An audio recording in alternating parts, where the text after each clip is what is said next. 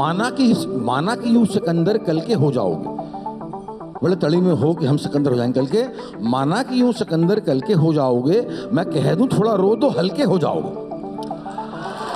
तो जो बंदा रो नहीं सकता यार, जो बंदा रो नहीं सकता, हमेशा तड़ी में रहता है, फूले हुए नथुने हैं, कसे हुए झपड़े हैं, गुर्राती हुई आवाज है, अरे खाक जी रहे हो यार, खाक जी रहे हो, क्या खाक जियोगे तुम, आराम से जियो ना, लोग बाग तुम्हें एक्सेप्ट करें, तुम लोगों को एक्सेप्ट करो। है एक बार किया गया कर्म बिना अपना फल दिए नष्ट नहीं होता। आप एक बार करके तो देखो, कर्म करके तो देखो, उसका रिजल्ट मिलेगा, आपको चिंता करने की जरूरत नहीं है, उसका रिजल्ट मिलेगा, आज नहीं मिलेगा, 5 साल बाद मिलेगा, 10 साल बाद मिलेगा, सबको मिला है। 2014 से लेके 2023 तक जो कुछ भी हिंदुस्तान में हुआ है वो चमत्कारिक है। बीजेपी का नहीं हूं मैं, बीजेपी का नहीं हूं, कांग्रेस का नहीं हूं, लेकिन मेरा वोट जो है क्योंकि मोदी साहब हैं इसलिए बीजेपी को जाएगा, सिर्फ इसलिए। एक व्यक्ति के तौर पर मैं उस बंदे की बहुत इज्जत करता हूं। भक्त तो मैं जो है छोड़ अपने ईश्वर के किसी का भी नहीं, अंधभक्त तो मैं किसी का भी नहीं, लेकिन उनकी इज्जत करता हूं तो उनके लिए वोट जाएगा, दैट्स ऑल। उसको देखकर जो है मतलब खून के पैसे हुए खूब, अरे हो जाते हैं लोग, ये सब वही कार्ल मार्क्स से शुरू करते हैं, फिर पहुंच जाते हैं चाचुस्की पर, जोसेफ स्टालिन पर, पोल पोट पर, सारे जो है कम्युनिस्ट जो है मतलब इवेंचुअली जाकर डिक्टेटर बन जाते हैं, तानाशाह बन जाते हैं सर। एक यहाँ पर थे, एक हाँ एक जैसे हाँ कम्युनिज्म को सही मायने फॉलो ज्योति बसु थे। जब मैंने 70s में होश संभाला था, उसके बाद में 2 लीडर्स देखे मैंने, एक ज्योति बसु और बस नरेंद्र मोदी। ज्योति बसु थे मतलब कलकत्ता में जाया करते थे हम शोज करने के लिए, हम 25 पैसे की चाय पिया करते थे, 1 रुपये दिया करते थे, बदले में वो हमको 75 पैसे वापस दिया करता था। 5 पैसे का चलन था उस वक्त, 5 पैसे का 10 पैसे का चलन था। And what a leader, what a leader, what a leader.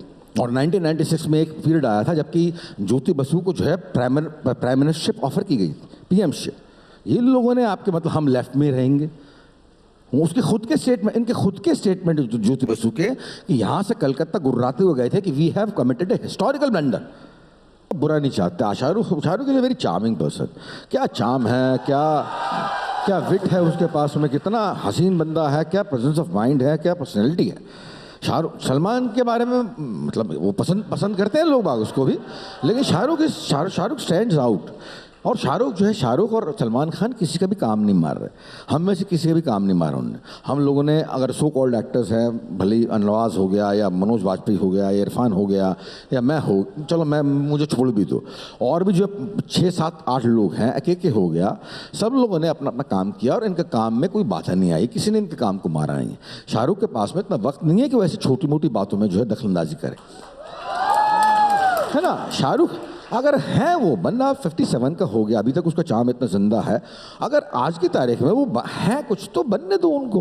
हम अपना काम कर रहे हैं, वो अपना काम कर रहे हैं, बढ़िया बात है, दोनों काम कर रहे हैं इंशाल्लाह, बहुत बढ़िया बात है।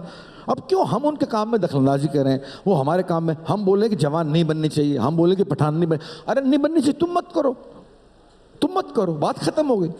तुमको रोल मिलेगा, तुम नहीं करोगे, उसमें 5 बार करोगे, कूद के करोगे तुम तो साले। लेकिन हमारी प्रायोरिटी नहीं है, मेरी प्रायोरिटी नहीं है, वाकई मेरी प्रायोरिटी नहीं है। मेरी प्रायोरिटी जैसी है वो आपको सामने है, जो काम मैं कर रहा हूं, और अपनी मर्जी का काम करने में बड़ा मजा आता है। अनुराग कश्यप को मैं बहुत गालियां देता हूं, लेकिन उस बंदे के अंदर उसका इतिहास ऐसा लेगा कि जो है वो उसने वही किया जो करना चाहता था, ऐसे बंदे हैं जिंदा इंडस्ट्री में कि जो है वही कर रहे हैं जो करने की इच्छा लेके आए थे, उसमें कॉम्प्रोमाइज नहीं किया उन्होंने।